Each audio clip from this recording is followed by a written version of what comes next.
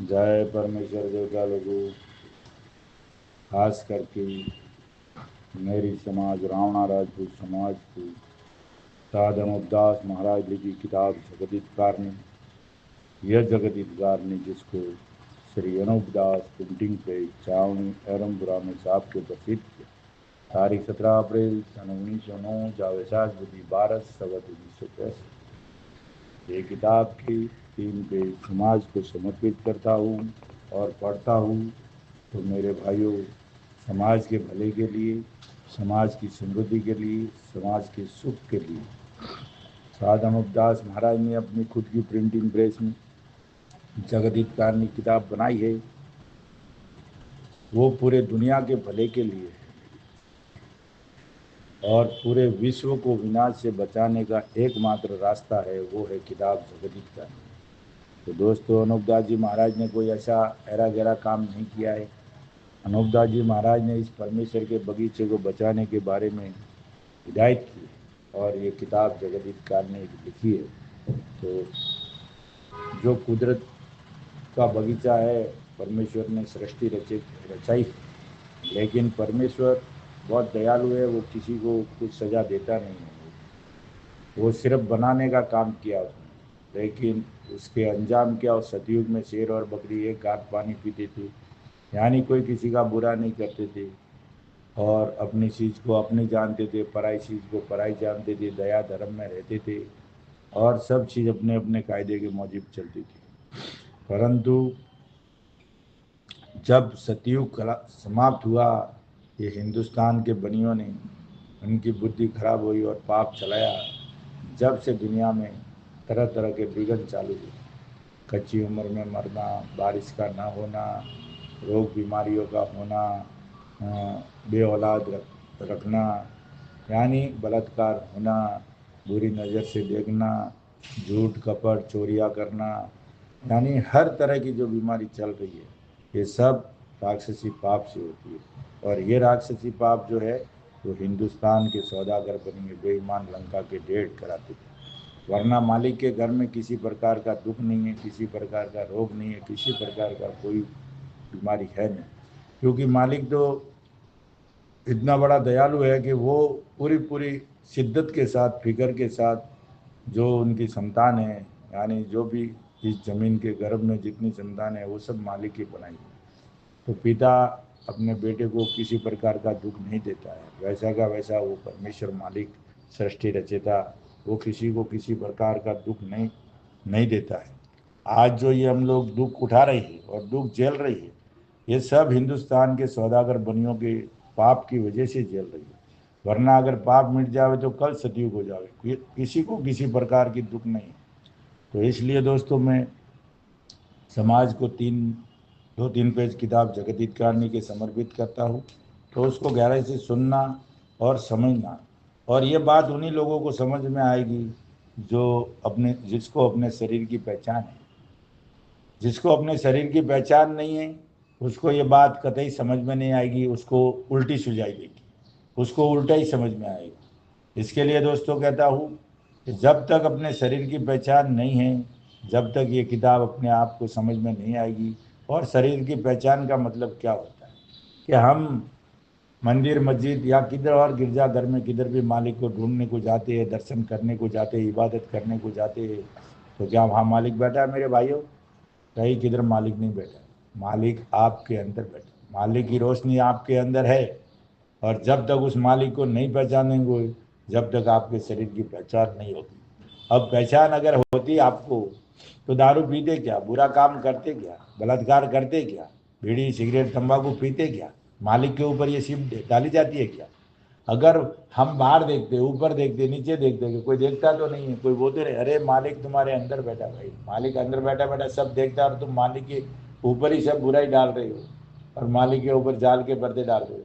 तो मेरे भाइयों, शरीर की पहचान उस इंसान को होती है तो उसको फिक्र रहती है कि मालिक तो मेरे अंदर बैठा है और मैं ये गलत काम करूँगा तो कैसे चलेगा। हम बाहर देखते, ऊपर देखते, कि कोई देखता तो नहीं है, मालिक भी नहीं देखता है, लेकिन मालिक अपने अंदर बैठा है, किधर भागने की जरूरत नहीं है।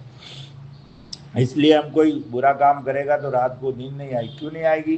कि हमको मालिक की रोशनी सोने नहीं देती है, परेशान करके रखती है। हम दुनिया से जीत जाते लेकिन अपने अंदर बैठी मालिक की रोशनी से नहीं जीत सकते। वो हमको परेशान करके रखती। हम कितना भी झूठ भरे चल कपट दुनिया को जीत लेंगे, लेकिन बिस्तर पे जब हम सोने को जाएंगे ना, तो वो मालिक की रोशनी हमको सोने नहीं देगी भाइयों।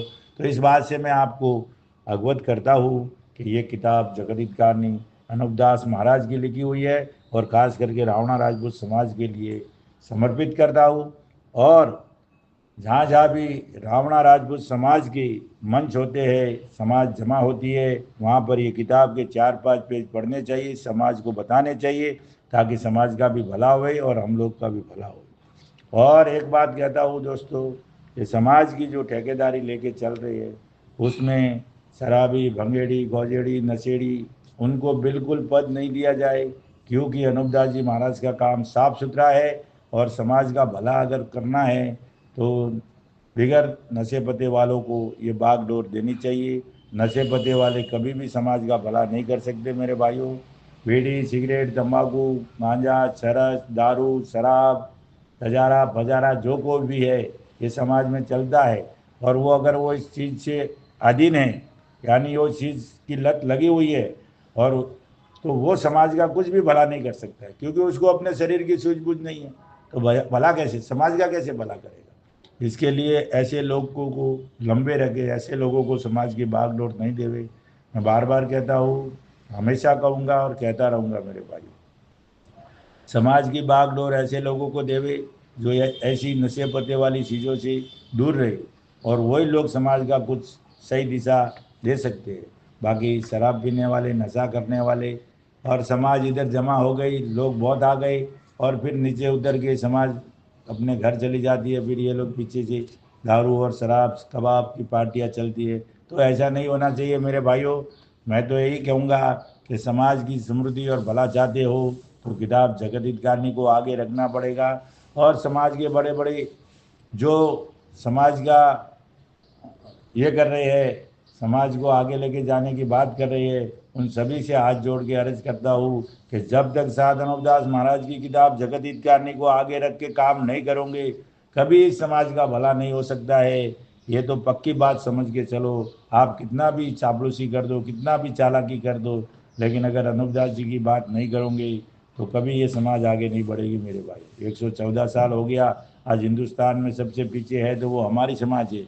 और हमारी समाज इसके लिए है कि हम खाने पीने से ऊपर नहीं आते, नशे पते से हम बाजी नहीं आते हैं। जब तक ये नशा जिसके घर में नशा पता बंद है, उस घर की हालत देख लो, वो सुख और समृद्धि में चलता है। भले ही कैसे दाल रोटी सुख से खाता होगा, लेकिन नशा पता जिसके घर में चल रहा है वो कभी सुखी नहीं है, उसके घर में हर चीज़ की परेशानी रहेगी। तो मेरे दोस्तों, मैं यही कहता हूँ कि जितना जल्दी आप नशा पता से मुक्त हो जाओगे तो आपके घर में सुख और समृद्धि का वातावरण चालू हो जाएगा। जय परमेश्वर। और मैं आज किताब पढ़ता हूँ पेज नंबर 29 से। तो भाइयों, जरा गौर से सुनना और इस किताब को ज़्यादा से ज़्यादा लोगों तक पहुँचाना, और हर घर तक ये किताब जानी चाहिए। और किताब मिलने का ठिकाना बता रहा हूँ, जो संपर्क के लिए नंबर देता हूँ 8905653801। और इसका ठिकाना है छावनी अहरमपुरा 307027 राजस्थान। जो शिवगंज में उसका हेड अनूपदास प्रिंटिंग प्रेस है, हेड क्वार्टर है। वहाँ हर महीने की 17 तारीख को ये किताब मिलेगी, आपको निःशुल्क मिलेगी। एक आदमी को एक किताब निःशुल्क मिलेगी, कोई चार्ज नहीं है। खाली आपको आने का गाड़ी भाड़ा खर्चा होगा, बाकी कोई खर्चा नहीं आएगा मेरे भाइयों। और एक बार इस किताब को जरूर अपने घर में लीजिए। हर रावणा राजपूत समाज के घर में ये किताब होनी चाहिए, घर घर पढ़नी चाहिए। फिर देखो अपने घर में कैसी सुख और समृद्धि का वातावरण होता है। जय परमेश्वर, जय परमेश्वर। और ज़्यादा से ज़्यादा परमेश्वर के ध्यान में आओ भाइयों। दुनिया से हिंदुस्तान के सौदागर बनियों ने परमेश्वर को भुला दिया है, और हमको 33 करोड़ देवता पकड़ा दिए। वो हमारे थे, वो नेक पुरुष थे। 33 करोड़ जो देवता है वो नेक पुरुष थे, उन्होंने कोई बुरा नहीं किया, और न उनसे भला होता है। भला और बुरा जो हो रहा है वो हिंदुस्तान के सौदागर बनियों के हाथ में है भाइयों। ये राक्षसी पाप चलाते हैं, और राक्षसी पाप से जो चाहे वही कर सकते हैं। जय परमेश्वर, जय परमेश्वर। सौदागर महाजनान जमीन माता के नाम का राक्षसी पाप कराते हैं, जिससे जमीन माता के शरीर का हाजमा बिगड़ गया है। इससे जल खारी हो गया है। ये जमीन माता का हाजमा इन बनियों ने, हिंदुस्तान के सौदागर बनियों ने खराब कर दिया राक्षसी पाप से। इससे जमीन माता का हाजमा बिगड़ गया। जैसे अपने पेट में हाजमा बिगड़ जाता है, फिर वो खट्टी खट्टी डगारें आती है, जो भी ऐसा होता है, तो ये इस हिंदुस्तान के सौदागर बनियों ने जमीन माता का हाजमा बिगड़ गया। इसके लिए समुद्र का जहर खारा जहर हो गया। और जिसको कि तुम तमाम जान के लोग रत्नाकर सागर और समुद्र समुद्र कहते हो, वो जमीन माता की ओजड़ी है। और जिन्हों को की नदियाँ बोलते हैं, वो जमीन माता के शरीर की आतड़ियाँ है। और जो कि छोटे बड़े नाले दिखाई देते हैं, वो जमीन माता के शरीर की नाड़े है। जिस तरह से अपने शरीर में जिस कदर चीज़ें यानी नाड़े वगैरह है, इसी तरह से जमीन माता के शरीर में भी कुल चीज़ें नाड़े वगैरह है। जमीन माता का और हमारा शरीर एक ही जैसा है। वो विशाल बहुत बड़ा है, वो हमारी परमात्मा है, हम आत्मा है, हम उसके गर्भ में रहते हैं। तो भाइयों, लेकिन तरीका जो है, सिस्टम जो है, वो अपने शरीर में जैसा है वैसा का वैसा जमीन माता का भी है। कुल चीज़ें नाड़े वगैरह है। और जब कि हम तुम लोग पानी पीते हैं, तो हाथों और नाड़ों के अंदर ओजड़ी में पहुंचता है। इसी तरह से इस बात को भी समझना चाहिए कि जब में बरसता है, जब जमीन माता पानी पीती है, जब वो बरसात का पानी नदियों के रास्ते होकर रत्नाकर सागर में पहुंचता है, सो सब दुनिया देखती है कि रत्नाकर सागर का जल खारा किया। और बल राजा के बाद से इन बनियों ने इंद्रजाल का पाप चलाया है, जिससे रत्नाकर सागर का जल खारा जहर हो गया है। जिसकी खास वजह यह है कि जब हम तुम खाना खाते हैं और हजम नहीं होता है और पेट में दर्द हो जाता है, तो उस वक्त में कैसी शक्ति उठानी पड़ती है और मारे तकलीफ को कुछ नहीं सुहाता है। तो उसी तरह से जमीन माता का भी हाजमा बिगड़ गया। भाइयों, महाराज ने अपने शरीर से तुलना कर दी है और अच्छी तरह से इस हवाले के तौर पर अपने को समझा दिए। जैसे हम तुम लोग खाना खाते हैं और वो हजम नहीं होता है, तो पेट में किस तरह का तकलीफ होती है, वैसे की वैसे तकलीफ जमीन माता के पेट में भी होती है, गड़बड़ हो जाती है। तो ऐसे का ऐसा जमीन माता की हाजमा बिगड़ गया, जिसे रत्नाकर सागर का जल खारा हो गया। और सिवाय इसके और किसी किसी के शरीर में बीमारी के सबब से ऐसा भी हो जाता है कि जो खाना बिल्कुल हजम नहीं होता है, बल्कि खाना पेट में फूल जाता है। तो फिर उसके पेट में किस बला का दर्द होता है कि जो बयान नहीं किया जाता है, सो वो भी इंद्रजाल के पाप से होता है। और ये सौदागर महाजनान इंद्रजाल के पाप से सरद व गर्म का भी रोग कर देते। जब रत्नाकर सागर दिन भर और रात भर में 2-3 मरतबा चढ़ाई करता है, तो भी दुनिया के लोग नहीं समझते हैं ये जमीन माता को आपरे की बीमारी का रोग हो गया है। और पहले जमाने के आदमी देवता स्वरूपी थे कि जिनकी अक्ल को रावण ने राक्षसी विद्या के पाप से कैद कर दी थी। इससे दुनिया स्वर्ग को भूल गई थी और रावण ने तो स्वर्ग का राज ही ले लिया था। स्वर्ग का राज ले लिया बोले तो भाइयों, स्वर्ग नरक जो हिंदुस्तान के सौदागर बनियों के पाप करने की जगह है, उसको स्वर्ग बोलते हैं। और उसका राज उसने ले लिया था, क्योंकि वो स्वर्ग में पाप करता था, वो पाप करने की जगह थी, तो उसने तो उसकी जगह वो स्वर्ग का राज ले लिया था। और स्वर्ग के नाम से बोलता था कि ये मालिक की दरगाह और मालिक सजा देता है, ले लिया था। क्योंकि रावण स्वर्ग में ही रहता था, सो सबूत वेद और पुराणों में लिखा है कि रावण ने स्वर्ग का राज ले लिया था। परंतु स्वर्ग और नरक तो ये जमीन माता ही है कि जो कुल जहान के लोगों को पालने वाली है। मगर रावण ने तो जमीन माता की पहचान अपने राक्षसी पाप से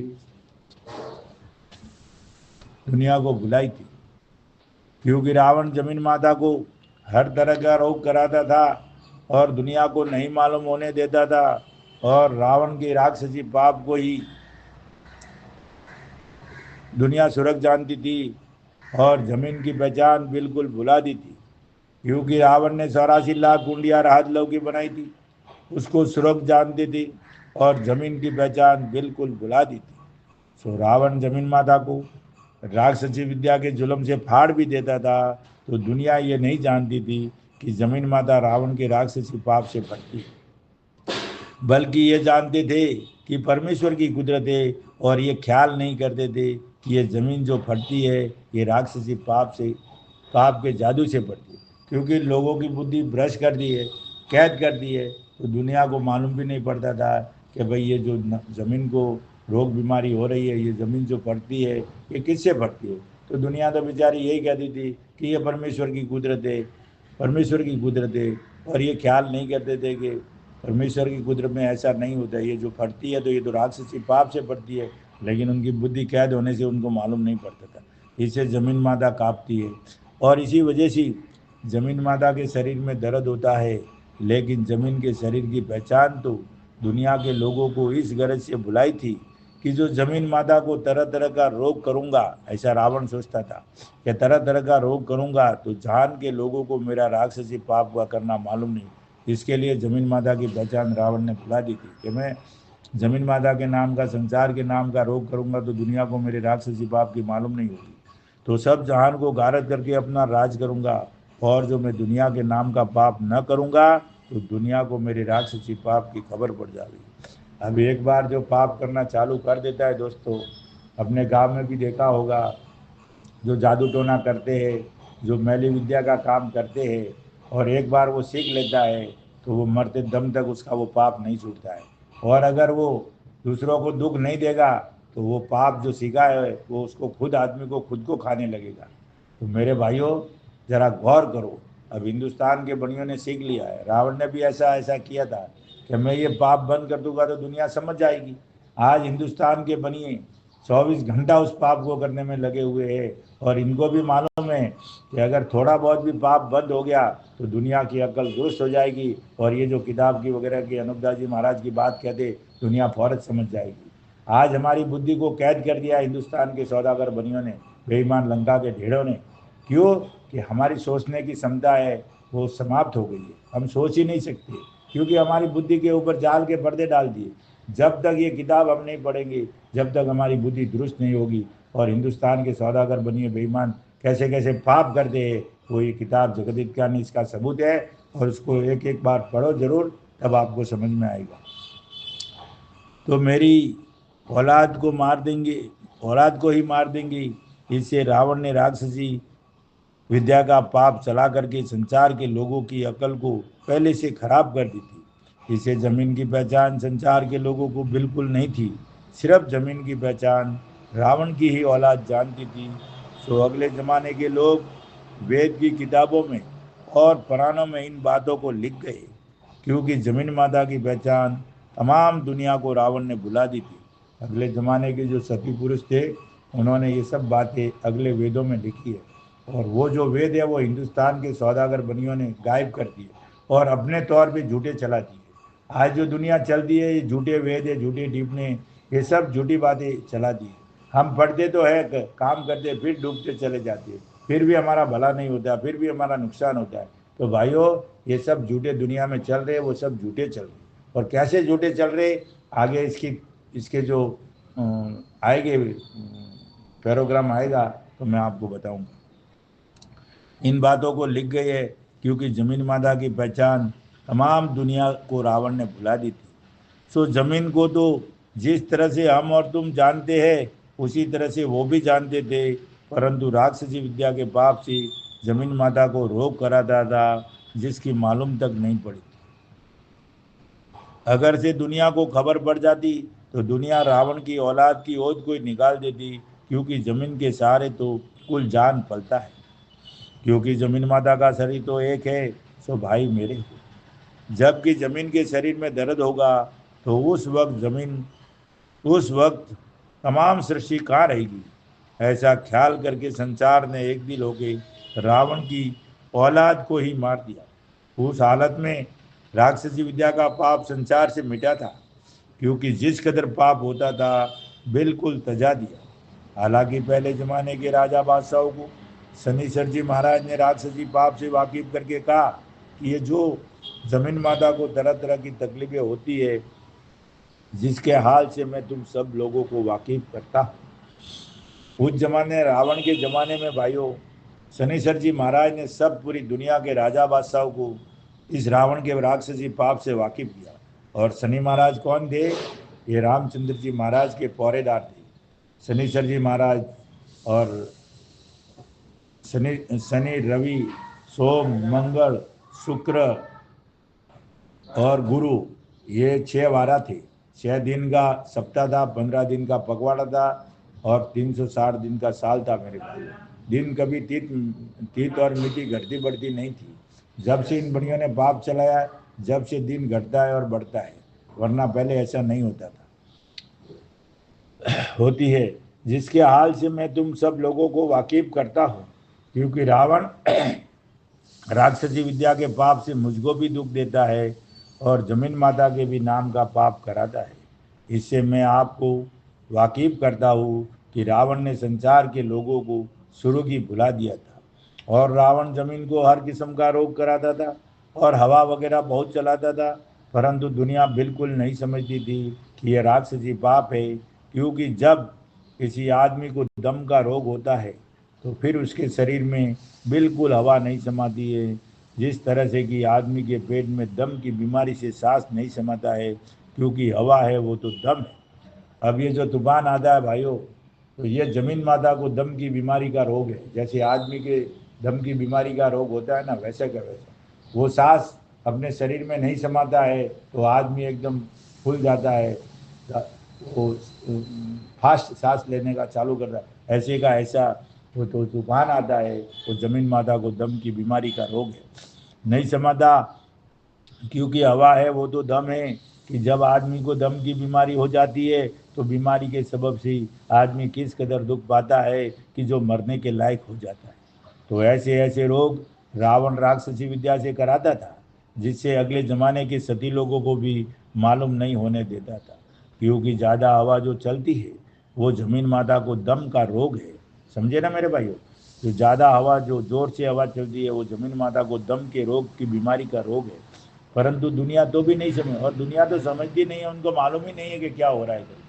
नहीं समझती है कि जमीन माता को दम का रोग हो गया है, क्योंकि दुनिया को भुला रखा था, जिससे दुनिया ये नहीं समझती थी कि जमीन माता बीमार है या अच्छी है। और हवा वगैरह जो ज़्यादा चलती थी तो झाड़ दरख्त वगैरह भी टूट जाते थे और फल फूल गिरने लगती थी, तो भी नहीं समझते थे कि जमीन माता को जादू से रोक कर दिया है, क्योंकि दुनिया की बुद्धि खुद जादू के पाप में फिरी हुई थी। अब जब जिसकी बुद्धि फिर जाती है, दारू पीने के बाद में अपने शरीर का सूझबूझ रहती है क्या? अपने शरीर का होश रहता है क्या? वो घर का कारोबार कर सकता है क्या? दारू पीने वाला आदमी कोई घर का कारोबार नहीं कर सकता है, वो सिर्फ और सिर्फ बिगाड़ा ही करता है मेरे भाइयों। इसी तरह से दुनिया की बुद्धि भ्रष्ट कर दी है, और दुनिया को अपने शरीर की सूझबूझ नहीं है, तो दुनिया वो समाज का और भी चीज़ों को कैसे भला कर सकता है। जादू के पाप में फिरी हुई थी। यह तो समझते थे कि जमीन के पेट में हम सब संसार बसते हैं, परंतु जमीन माता की दुख व बीमारी से कोई वाकिफ नहीं था। ये तो समझते थे कि हम सब जमीन माता के गर्भ में रहते हैं, लेकिन उसके रोग और बीमारी से कोई वाकिफ, यानी कोई किसी को भी कुछ मालूम नहीं था। क्योंकि रावण जादू से तरह तरह के रोग करा के धान घास वगैरह का नुकसान कराता था, तो यह समझते कि नहीं मालूम कि जमीन को क्या हुआ है। और जब दुनिया जमीन माता के बीमारियों को नहीं समझती थी, तो इसे कहा जाता था कि दुनिया स्वर्ग भूल गई थी, और स्वर्ग नाम सुख व आराम का है।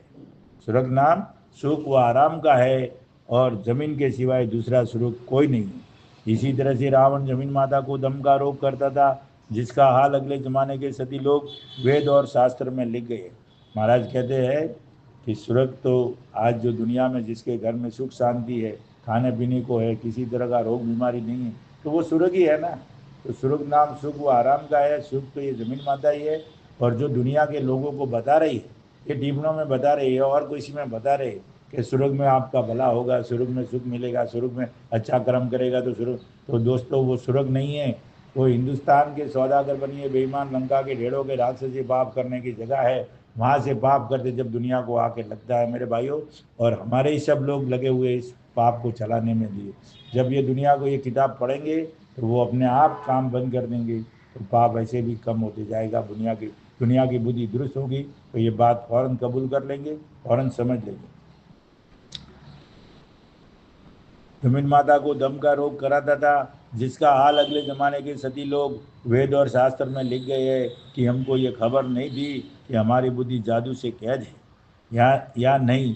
तो उसी तरह से इस वक्त में ऐसी ज़्यादा और ज़ोर की हवा चलती है वो जमीन माता को दम का रोग है। लेकिन जबकि थोड़ी थोड़ी हवा चलती है, जब ये जानना कि आदमियों को और जानवरों को सुख प्राप्त हुआ, जब ये जानना कि जमीन माता सीधा सांस लेती है। और दुनिया ये जो, देखो भाइयों गैर गौर से सुनो, और दुनिया ये जो कहती है कि रावण सूरज चंद्रमा को ग्रहण कराता था, सो दुनिया ग्रहण ग्रहण करती थी, परंतु ये नहीं समझते थे कि ये जमीन माता को दर्द होता है।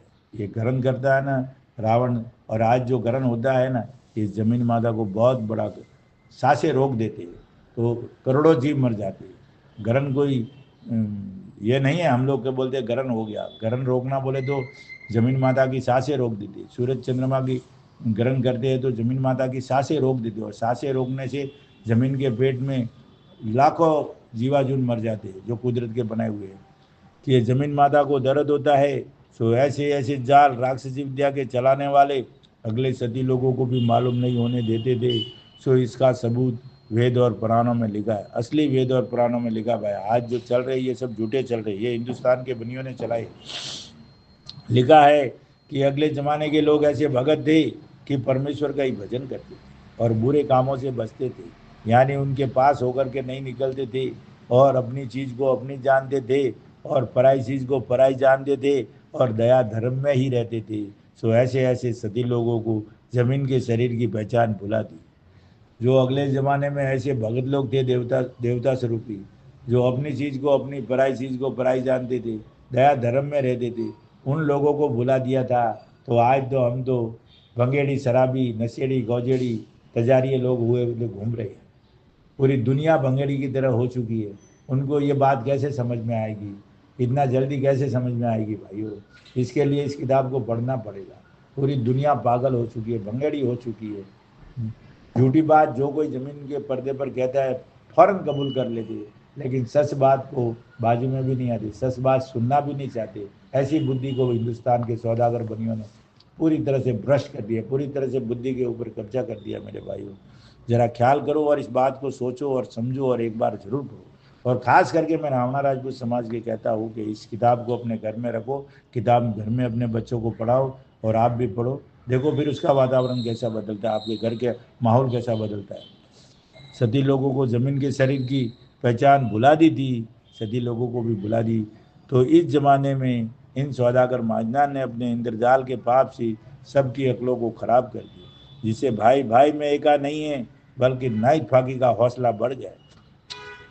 आज पूरी दुनिया से ज़्यादा तो हमारी समाज में दो भाई साथ में नहीं बैठते। हम अपनी माँ को खाना नहीं देते, अपने अपने भाई को साथ में नहीं रखते, और हम दुनिया की पंचायती करने को निकल पड़ते हैं। हाँ, दो भाई तो हमारे साथ में बैठते नहीं हैं, लेकिन हम दूसरों के घरों में पंचायती करने को पहले जाएंगे और दूसरों को सलाह देने को पहले जाएंगे, लेकिन हमारे घर में हम दो भाई कभी साथ में नहीं बैठते। और ये पूरी रावणा राजपूत समाज की पूरी समाज में ये परिस्थिति है, स्थिति परिधि है। कोई अपनी माँ को खाना नहीं देता है, कोई अपनी माँ को ये कर दिया, कोई अपने पिताजी को नहीं रखता है, कोई कोई अभी आपको क्या क्या बताओ, ऐसे ऐसे मैंने नज़ारे देखे अपनी समाज में। और मैं मेरे खुद के घर में भी ऐसा है कि भाई हम भाई भाई साथ में नहीं बैठते और दुनिया को सलाह करने जाते हैं। तो ये सब करतब हिंदुस्तान के सौदागर बनियों के राक्षसी पाप का है। ये किताब अगर सब लोग पढ़ना चालू कर देवे तो सब में दुख रहे ही नहीं, सब में हेत इरादा बढ़ जाए और सब सुख समृद्धि में चलना चालू कर ले, और किसी में खा रेखार रहे नहीं मेरे भाइयों। लेकिन ये किताब पढ़ना चाहिए। अभी सामने एक किताब पढ़ता है, एक भाई पढ़ता है, एक भाई नहीं पढ़ेगा तो उसको कैसे मालूम पड़ेगा, वो हेत इरादा कैसे होएगा मेरे भाइयों। इसके लिए ये किताब पढ़ोगे तो आपको बुराई से बुराई और अच्छाई समझ में आ जाएगी, नेकी और बदी समझ में आ जाएगी। तो मेरे भाइयों इस किताब को एक बार ज़रूर पढ़िए, तो आप अपने परिवार का भी भला कर सकते, अपने गांव का भी भला, समाज का भी भला कर सकते, और पूरे विश्व में भी इस काम पे आप भला करने की कोशिश कर सकते हो और समाज का भी भला कर। जब तक ये किताब नहीं पढ़ोगे कोई समाज का भला, अबे अपने शरीर का खुद हम भला नहीं कर सकते। आज हमारी ऐसी परिस्थिति हुई है, हम ऐसे नशेड़ी गौजेड़ी की तरह हो चुके। हम नहीं पीने वाला भी बेचारे की परिस्थिति ऐसी हो गई कि वो भी उसी धुन में ही चलता है, उस नशे की हवा में ही चलता है। कहने का मतलब माहौल ऐसा हो गया है तो वो ऐसे ही चल रहा है। लेकिन जब तक ये किताब नहीं पढ़ेगा जब तक उसकी बुद्धि दुरुस्त नहीं होगी, और बुद्धि दुरुस्त नहीं होगी तो वो घर का कारोबार अच्छी तरह से कर ही नहीं सकता है भाइयों। जय परमेश्वर। सौदागरान का जाल, जिस तरह से कि दुनिया रावण के राक्षसी पाप को सुरग जानती थी, उसी तरह से बनियों के राक्षसी पाप को दुनिया सुरग जानती है कि जो बनियों ने रावण की तरह से 84 लाख पुंडिया राज लौकी किसी समुद्र के दरमियान में पाप करके संसार के गारत करने के लिए बनाई। तो जिस तरह से कि तमाम दुनिया रावण के जाल की माला फेरती थी, उसी तरह पर अब इन बनियों की सुरग की माला तमाम दुनिया फेर रही है। आज हम परमेश्वर को तो भुला दिया बनियों ने, और हम भूल भी गए। आज जो हम माला फेर रहे, जो भी भजन कीर्तन करते हैं, जो भी हम किसी का नाम लेते हैं, वो सब हिंदुस्तान के सौदागर बनियों के खाते में जाता है, और हिंदुस्तान के बनियों के राक्षसी पाप की माला फेर रही। हमारी जो प्रवृत्ति थी, हमारी जो सिस्टम था, और हमारे जो देवता थे, उनको तो हमको भुला दिया है, और हिंदुस्तान के सौदागर बनियों के देवताओं की हम माला फेर रही। जो भी आज हम लोग कर रहे हैं ना, वो सब उनकी माला फेर रही। मालिक को तो हम भूल ही गए, मालिक को तो हम याद ही नहीं कर रहे। माला फेर, जाल की माला फेरती थी, उसी तरह अब इन बनियों के सुरग की माला तमाम दुनिया फेर रही है। तो जिस तरह से कि रावण का राक्षसी जाल था, उसी तरह पर इन सौदागरान का राक्षसी जाल है। मगर रावण के ज़माने में तो रावण के राक्षसी पाप को शनिश्चर जी महाराज ने सारे जान में प्रकट किया था। शनिश्चर जी महाराज नहीं होते तो भाइयों उसी टाइम रावण पूरी दुनिया पे कब्जा कर लेता, पर शनिश्चर जी महाराज ने पूरी दुनिया को वाकिफ किया। अब रामायण में हनुमान जी को डाल दिया, शनिश्चर जी को हटा दिया, जबकि रामायण में शनिश्चर जी महाराज होना चाहिए थे। पूरी दुनिया को बचाने वाले शनिश्चर जी महाराज है, उन्होंने नेक काम किया। वो जात के तेली थे और बहुत बड़े अक्लमंद आदमी थे, और उन्होंने पूरी दुनिया को बचाई, प्रकट किया था। और शनिश्चर जी महाराज सिर्फ रावण को लगे थे, बाकी दुनिया में भाइयों किसी को शनिश्चर जी महाराज नहीं लगते। शनिश्चर जी महाराज इतने दयालु है कि पूछो मत, वो खतरनाक है तो वो सिर्फ रावण को लगे थे, बाकी किसको नहीं लगे, और रावण को पूरा खात्मा कराया। और वो जात की तेली थी जिसको गरीब शख्स देखकर राक्षसी विद्या के पाप में कैद कर दिया था, और रावण अपने पाप की खबर नहीं पड़ने देता था। मगर जबकि रावण के गुप्ती पाप की खबर पड़ी, जब शनिश्चर जी महाराज ने तमाम राजा बादशाहों को और रईत वगैरह को वाकिफ किया, तो उन लोगों ने एक दिल होकर रावण के राक्षसी पाप को छोड़ा। लेकिन अगले ज़माने के लोग ऐसे नेक व सती थे कि उन्होंने उस बात को फौरन कबूल कर लिया, और अपने दिल में विचार करके ये कहने लगे कि अगर हम संसार के लोगों ने एक दिल होकर के इस राक्षसी पाप को ना तजाया तो रावण कुल जहान को जरूर गारत कर देगा। जब कुल जहान ने इस बात का ख्याल करके और शनिश्चर के कहने को कबूल करके रावण के राक्षसी पाप को मिटा दिया, और शनिश्चर की मनचाहे दिली को अपने सर्व आंखों पे रखा, और ये बात हर्ज किया कि हम लोगों को रावण ने अपने राक्षसी पाप से अंधों की तरह से कर दिया था। अब बताओ भाइयों, कितनी गहराई की बात लिखी है अनूपदास जी महाराज ने, और क्या संदेश दे रहे, क्या संदेश दे। दिल में विचार करके कहने लगे कि अगर हम संसार के लोगों ने एक दिल होकर के इस राक्षसी पाप को ना तया तो रावण कुल जान को जरूर गारत कर देगा। जब कुल जान ने इस बात का ख्याल करके शनिश्चर के कहने को कबूल करके रावण के राक्षसी पाप को मिटा दिया। वो तो पाप थोड़ा था भाइयों, और शनिश्चर की बात पूरी दुनिया ने मान ली। तो आज अनूपदास जी महाराज इन मैन्युफैक्चर पाप को, हिंदुस्तान के सौदागर बनियों के राक्षसी पाप को मिटाने का बीड़ा उठाया है, और ये किताब जगत हितकार ने उसका जिंदा जागता सबूत है मेरे भाइयों। तो इस बात को गौर से पढ़ो और समझो, ताकि घर में सुख और समृद्धि का काम हुए। आज दुनिया में दुख क्यों है? इनके राक्षसी पाप की वजह से आज लोग बे औलाद क्यों रहते?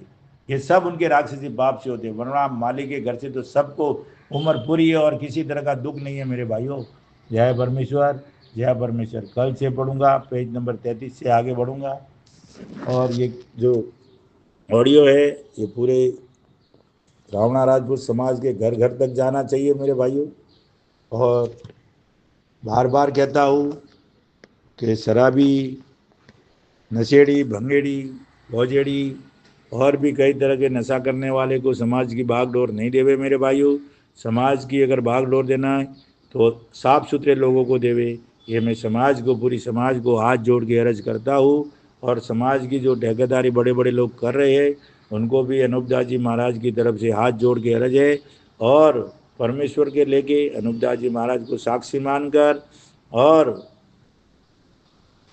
परमेश्वर के लेके हाथ जोड़ के अर्ज है कि इस किताब को ज़्यादा से ज़्यादा हमारे समाज में जाहिर करो और पढ़ना चालू करो, तो घर में सुख और समृद्धि चालू हो जाओ मेरे भाई। जय परमेश्वर, जय परमेश्वर, जय परमेश्वर।